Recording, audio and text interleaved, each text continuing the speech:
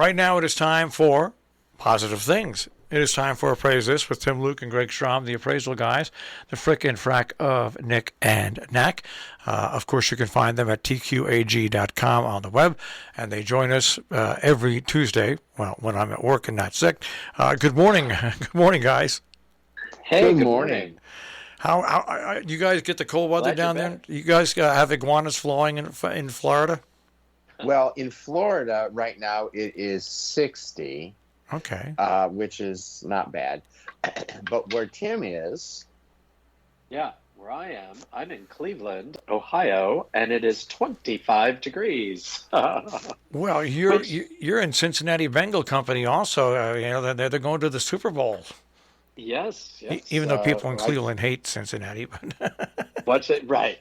No, but because, the Browns are the Browns, they just have at least an Ohio team to cheer for. So it's not a bit, they're all happy. Everyone was happy that at least the Bengals are going for the first time in, 30 years? I think the last time they went, one of the NFL announcers was the quarterback, and Ickey Woods did the Ickey shuffle, and it was a long time ago. So, but wasn't Grover Cleveland president? He might have been, or else it might have been some other big heavy white guy. Because up until Barack Obama, they were always big heavy white guys that were. That's it. That's it. Well, anyway, I've got a list of things here that go from the sublime to the ridiculous, and so we'll start off with the sublime first of all. We talked about this a while ago. Now, this is amazing. This is a 2023, okay? 2023 Chevy Corvette Z06. This is next year's model, okay?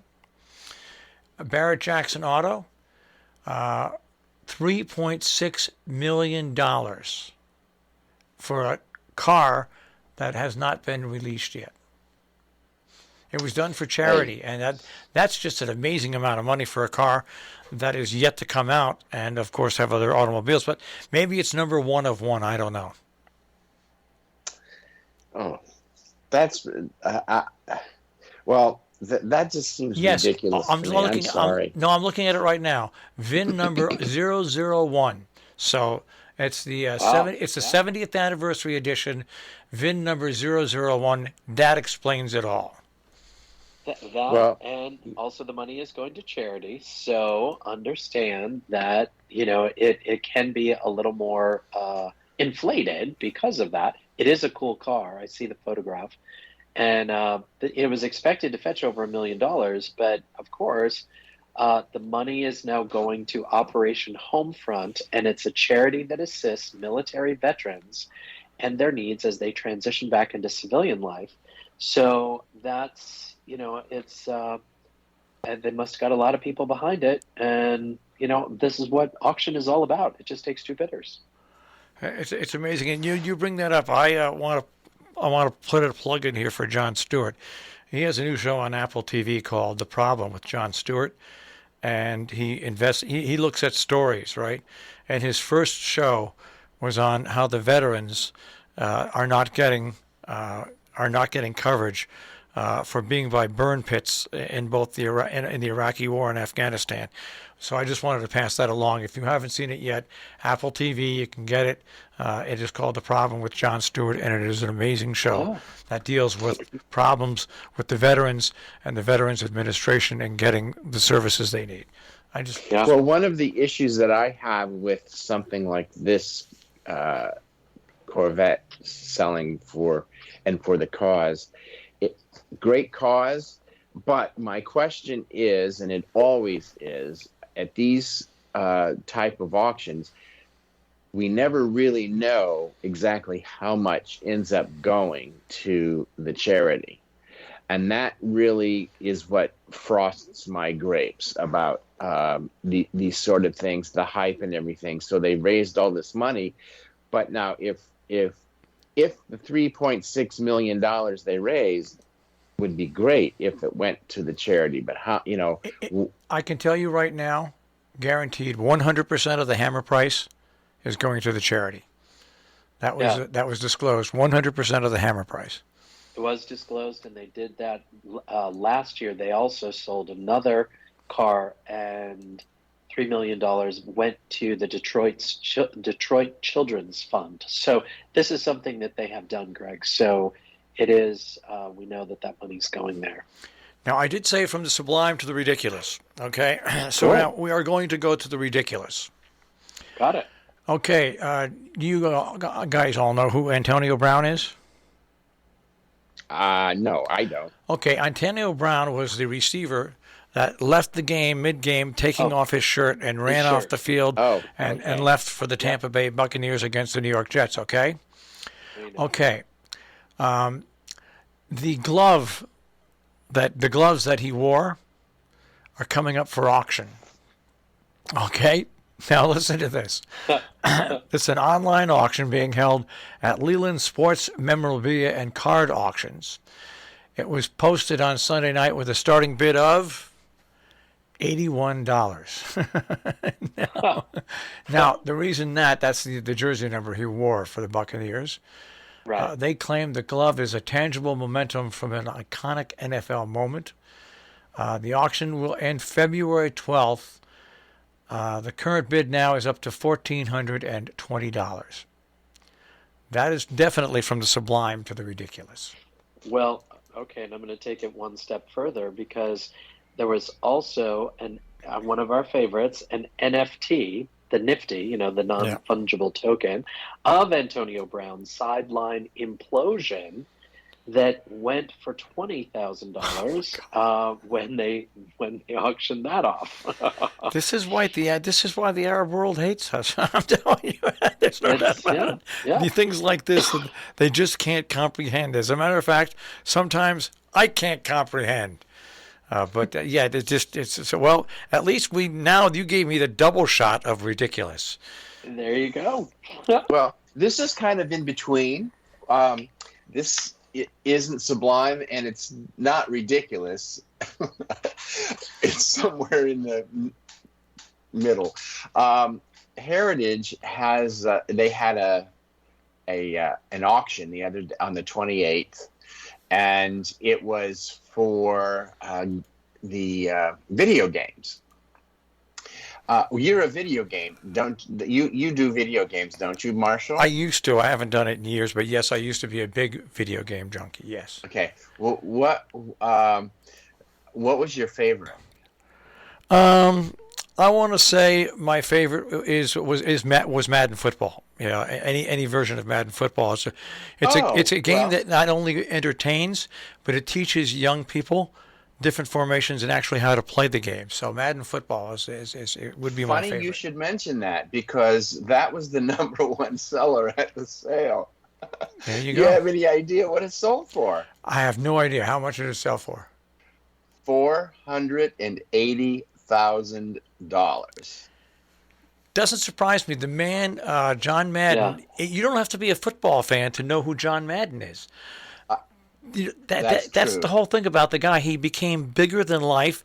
Also, by traveling around the country on a bus, he used to stop and talk to everybody over the course of 20 years, and he became bigger than life. And he came up with this idea of this video game, not only to be fun, but to be instructive, and his broadcasting career. So, you know what? That doesn't surprise me. What year Madden game was it? Did it say what year? Yeah, it was 1990. Okay. Yeah, I mean, wow. And the second most popular game was something called Sonic Hedgehog. Ms. Pac-Man, I only know because that's Tim's favorite game. And also, it was in every Pizza Hut part across the country. Yeah. And never played video games. I can honestly say that I have never gotten. I didn't even know what some of these things were. But Sonic Hedgehog is another popular game, and it sold for $240,000, and it was from the 1991 early production, printed in Japan. Now, and it was rated only as a B+ on the rating system. So, but $240,000. So it was quite there were a number of them that were six figures, these games, and then they start going down, down in value, but there's still five-figure games, a lot of these, the majority of them. So, I remember how many times have you heard us joke about things like Pokemon? Yeah. And they are selling like gangbusters. There's a couple of the Pokemon things that sold for over $100,000. So, yeah, God bless. So that's a combination of sublime and ridiculous. So we'll call it. It is. So we'll call it subliculous. There we go. So exactly. Now let's bring in.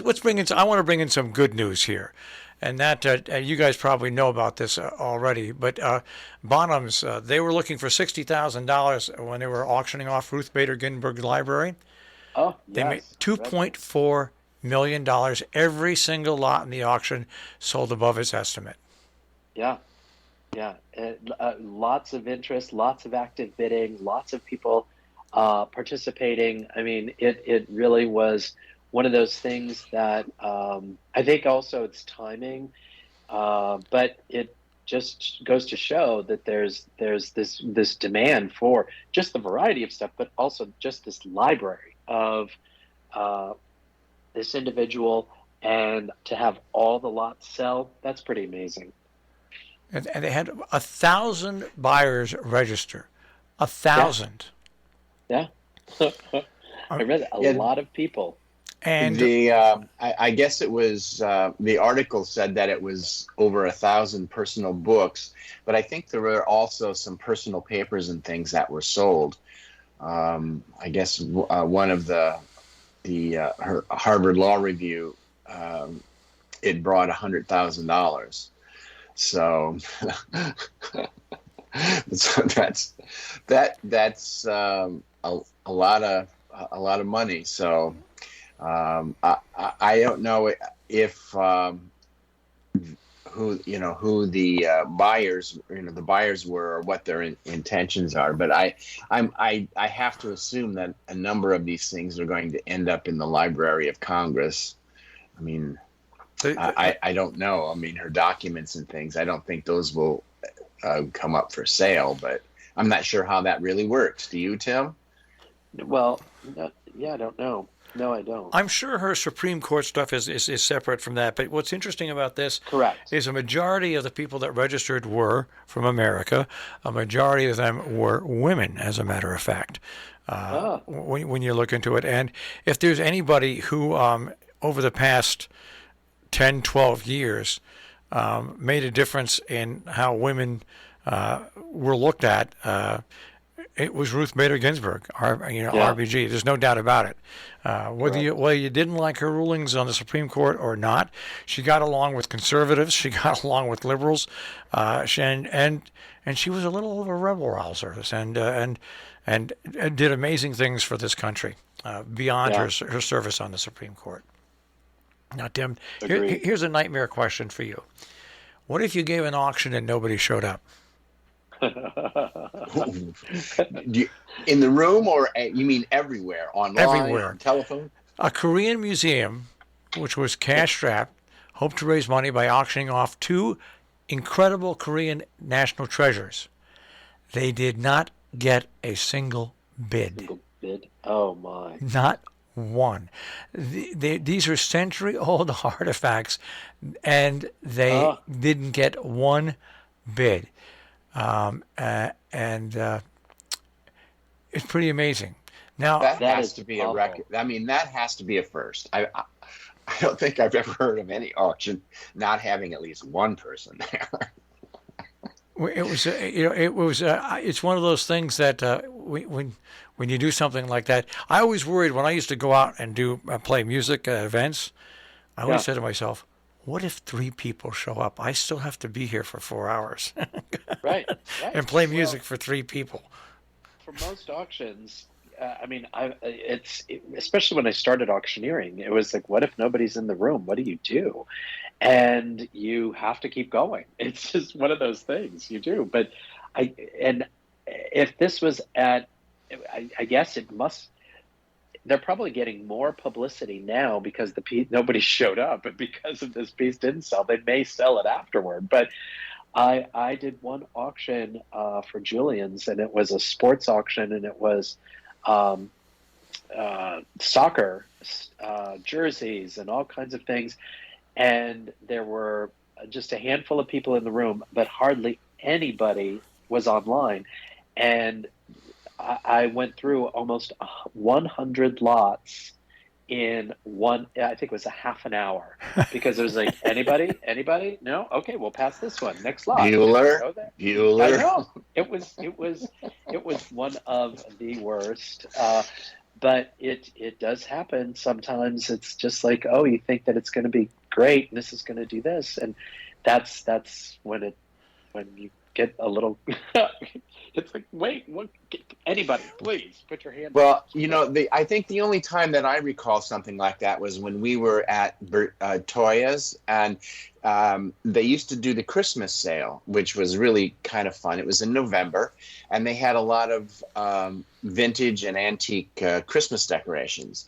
And usually at the end of the auction is when they do the, air quotes, the box lots for Christmas things. And a lot of times people didn't, because you didn't know what was in them. You had to be there in person to purchase. Yeah, there was no phone bidding and no phone bidding, no online. Just against everyone in the room. That was it. And by the end of the day, as these marathon sessions came to a close, this was sort of the last hour or so of the auction. And I remember one particular sale where I think there were 2 people in the room.